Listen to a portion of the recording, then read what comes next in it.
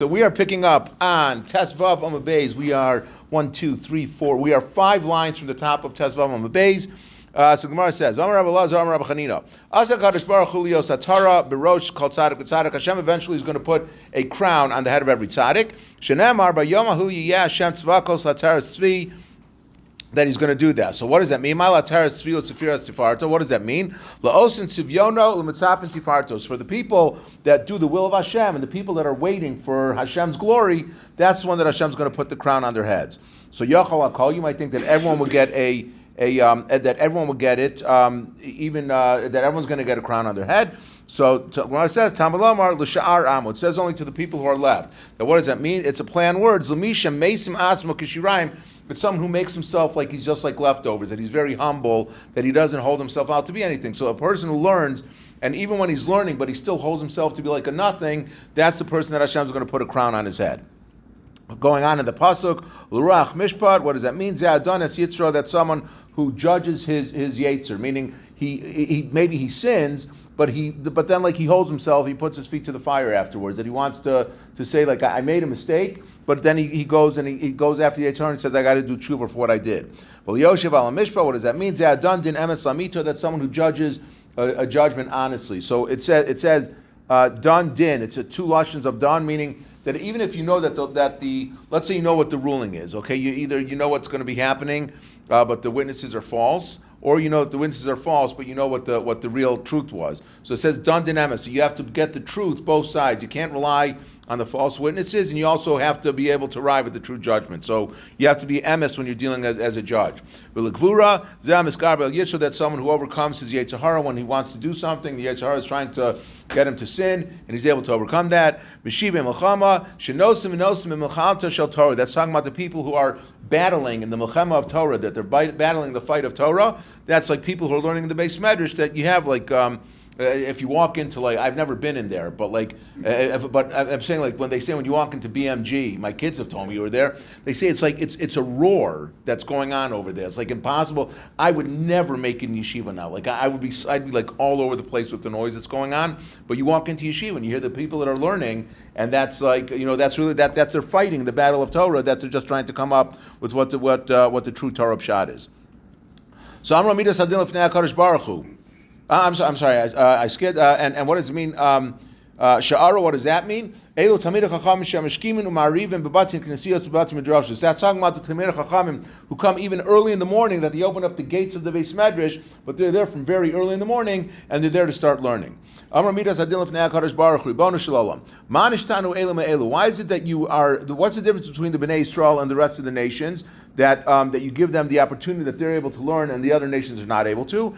Amalei HaKadosh Baruch Hu, so Hashem said, Yisrael yasku b'Torah, umas olam lo asku b'Torah. That because the Jews are the ones that are sitting learning Torah, so they give them these rewards they were talking about in the Psukim. But the other nations of the world are not sitting, they're not learning, so we don't give them the rewards. So Amalei, so then So Midas Hadin says back to Hashem, like he says, so Gam Eila b'yayin shagu v'sheicher to paku pelila. That if that's the case, then it's only the people who are learning Torah, they're the ones that are going to be getting the rewards. But the people who are Rishaim, who are not doing what they're supposed to be doing, they're going to Gehenna. And how do we know that it means Gehenna?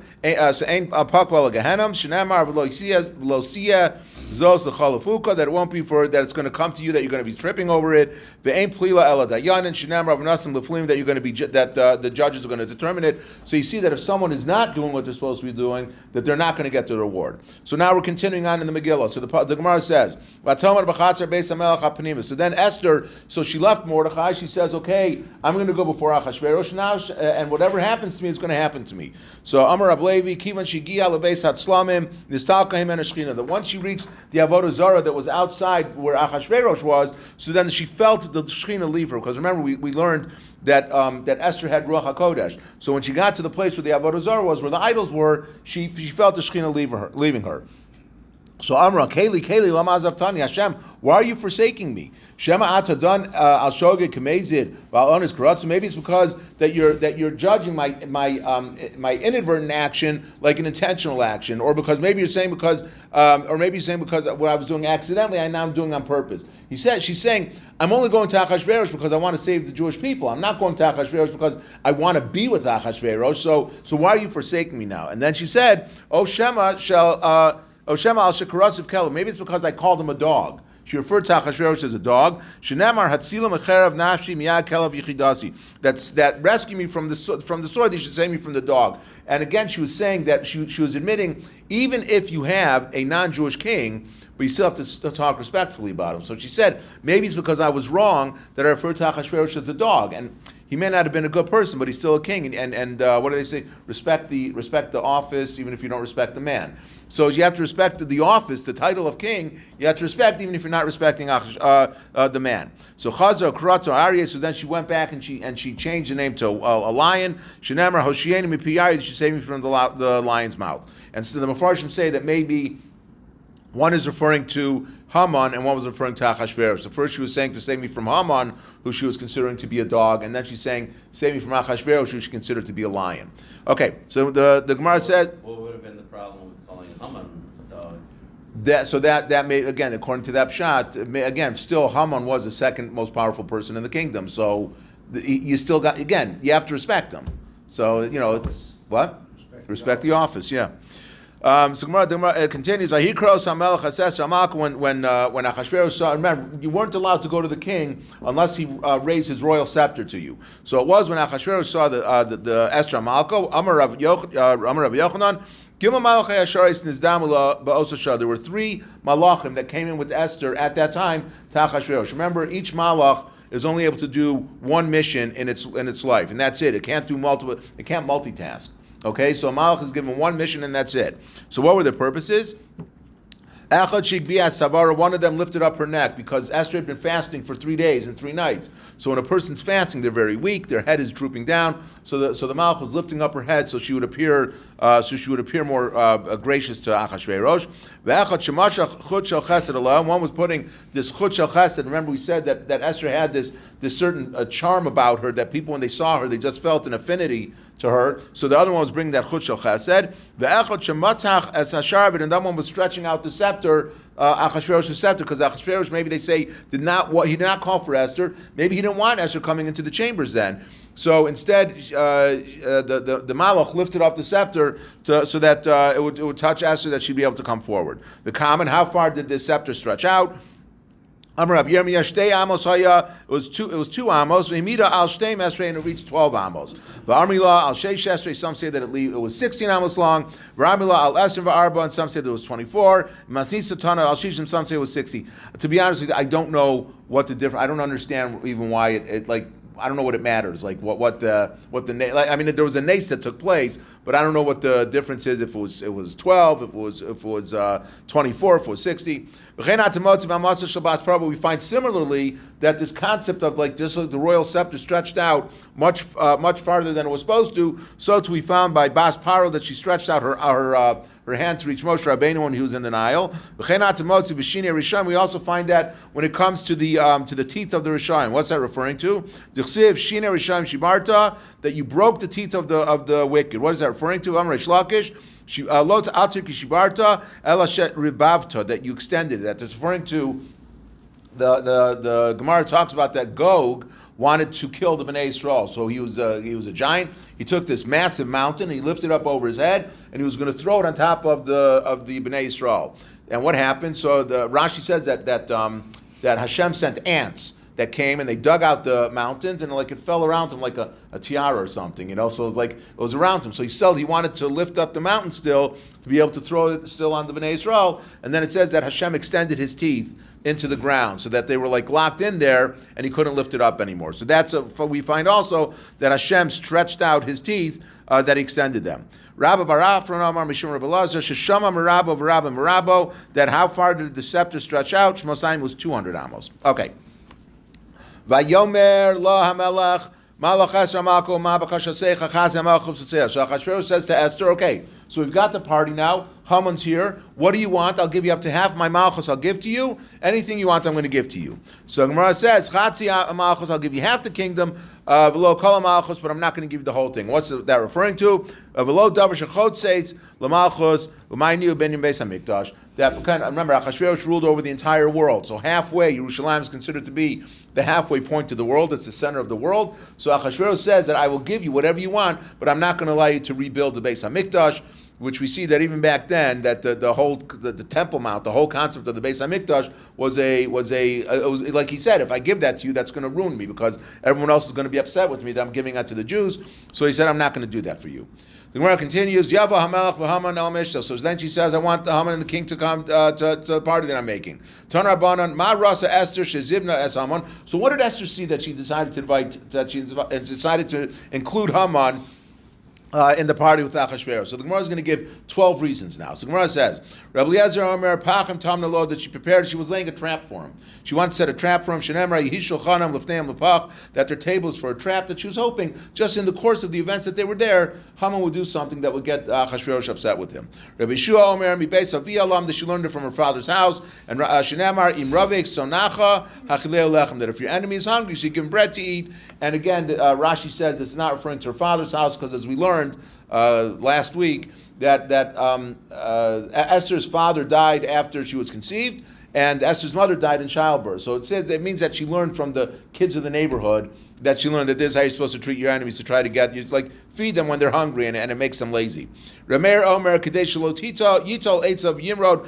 She was afraid that she invited Haman because she was afraid that if she just met with Achashverosh, she was afraid Haman was becoming so powerful, he was going to, in the meantime, gather up the other officers and say, hey, let's go rebel against Achashverosh, and he was going to take over the Malchus. Rabbi Yehuda Omer, Kadesh Lo Yakiru Ba Shehi Yehudis. He didn't want that they were going to recognize that she was a Jew, so she figured if she comes, if he finds out she's a Jew, then he's going to set an earlier date for them to get destroyed. Reb Nechemia Omer Kadesh Lo Yomer Yisrael Achos Yeshanu B'Beis Hamelach V'Yasichu Daitim in Orachim, that because the Jews would say, we have someone who's in the kingdom, we have an inside track on what's going on, so we don't have to daven anymore because Esther's there, she's going to take care of everything.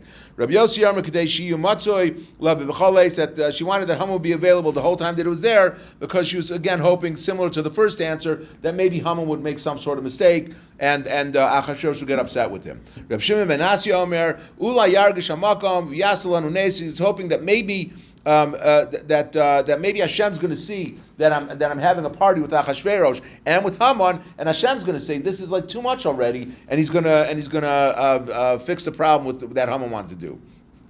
Rabbi Shua ben Karcha Omer Asbril upon him.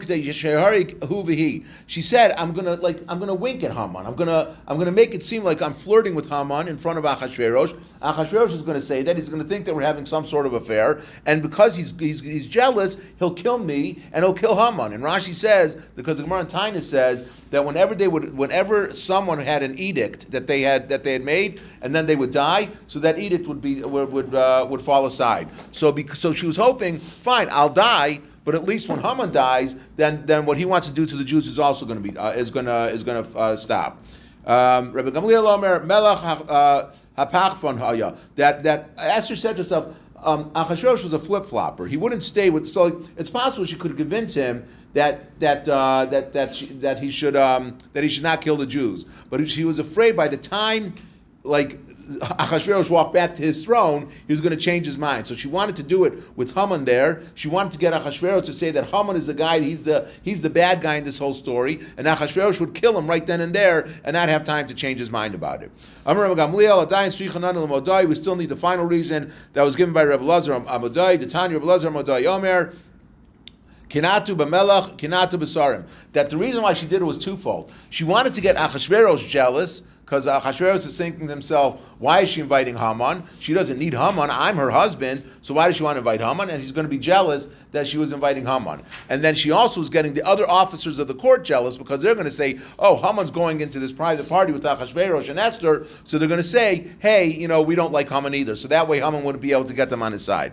Rabba says, if you shever gone, that the reason why he did it was because pride cometh before the fall. I think that's the saying. So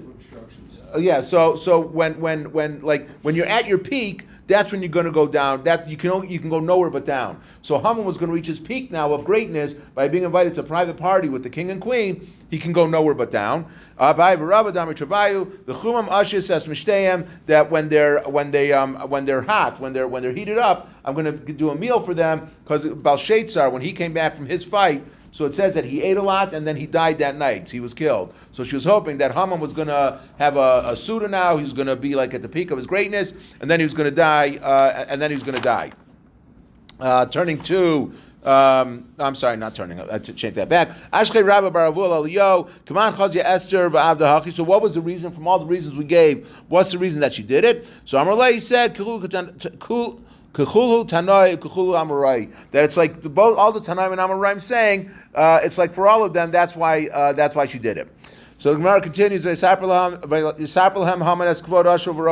was telling over to his family about his ashiras, and he was telling over about his children. So what does that mean? Vikama Rov Banav. What does it mean, Rov Banav? How many children did he have? Amar Rav Lamed, he had 30 sons. Asar HaMesu, 10 of them died, because again, in those days, it was not unusual for people to die in the Middle Ages from various diseases. Vasara Nitlu, 10 of them were hanged on the tree, which we read about in the Megillah. Vasara Machzir Apsachim, the other 10 had to go around begging for food. Rabbanan Amri, Osan Shemachzirin Apsachim Shivim Havi, that it wasn't 10 that was going around begging for food, it was 70. The Chsiv, Sheveim Alechem Niskaru, that the people that used to be filled with bread, so now they were going out and they were hiring themselves out to do work. Al Turki Seveim, don't call it filled or satiated. Ella Shivim, call it 70. Meaning that there were 70 sons that Paro had to go out and beg after this happened. Rami Bar Abba Amar Kulam Asayim Shmona Hava, that Haman had 208 sons. Because why? Shenema V'Rov Banav, because it says the pasuk Rov Banav, and the gematria V'Rov gematria. And so the gematria of Rov is 208. So Gemara asks, Rov gematria Masam V'Arbei Sahavu, it's really 214. Why are you saying it's 208? Rav Nachman Mar Yitzchak V'Rov Ksiv, it's Rov is written without a vav. Okay, you could spell Rov with 2 vavs or with 1 vav. It's written with 1 vav, so you take off 6. That leaves you 208. Gemara continues. We'll do one more piece. In the middle of the night, again, this is the peak of the Megillah. It says that the king's sleep was disturbed. Amrav Tanchum, that the sleep of the Rabbanu Shalom, Hashem's sleep, Kaviyach, Hashem's sleep was disturbed. Meaning Hashem, there was something that was bothering him.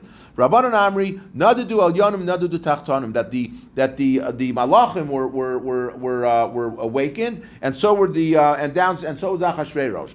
Rabbi Amar Shnas HaMelech Achashverosh Mamish. It is talking about the actual sleep of Achashverosh. Nafal Milsa B'daite. He started thinking to himself, Amar Man Dekama de Mezinte Esther Haman. Why did Esther invite Haman to the party? Dilma Eitza Kashakli Eloi to have a Gavra Lemictale, because maybe they, Esther and Haman, are trying to plot against me. It says that man, but it's really speaking about Achashverosh. Maybe they're doing a plot against me. So he said, Yihachi lo have a gavra. Then he said, Yihachi lo have a gavra derachamli. Is anyone who loves me to have a model? He's going to let me know what's going on. And then he said to himself, maybe there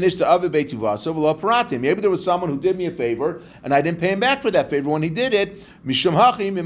So therefore people are not telling me, because they're saying, why should we go to Achashverosh anything? He doesn't recognize the favors that people do for him, and he's not going to reward us for doing it. So all that can happen is us sticking our noses in, and maybe Haman and Esther will be victorious, and then we're going to make an enemy. So miyad v'yom elav sefer zichronos divrei yom. So right away, then he called out to his scribe to go bring the sefer zichronos and talked about everything that was happened. And it says v'yinikroim. It says that it was read. Milamid shinikroim me'alen, that they're reading by themselves, because the scribe who was in charge of the book did not want to read about what happened with Mordechai. He was trying to help Haman, so he didn't want to say anything that happened with Mordechai. So it says that the words almost read themselves off the page.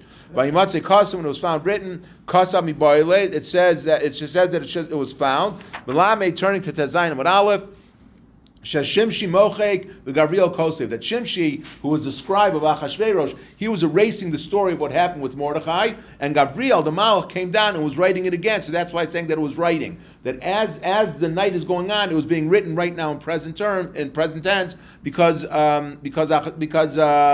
Gavriel was writing it as Shimshi was erasing it. Amar Ravasi, and Ravasi said, and with this we'll finish, Darash Avshila ish kfar timrata umaksav shalomata shaluzchusan shal Yisrael nimchak. If down in this world the schusim of the Bnei Yisrael are not erased, meaning even whatever happens, if we do something good in this world, it's written down and it's kept, because we see that Gavriel came and he kept it. So ksav shalomalo lakol sheken. So certainly the ksav that's written up in Shemayim for all the good deeds that we do, that's never going to be erased, and that's going to stand for us after we die. Okay, we will stop here and continue tomorrow night at 9:10.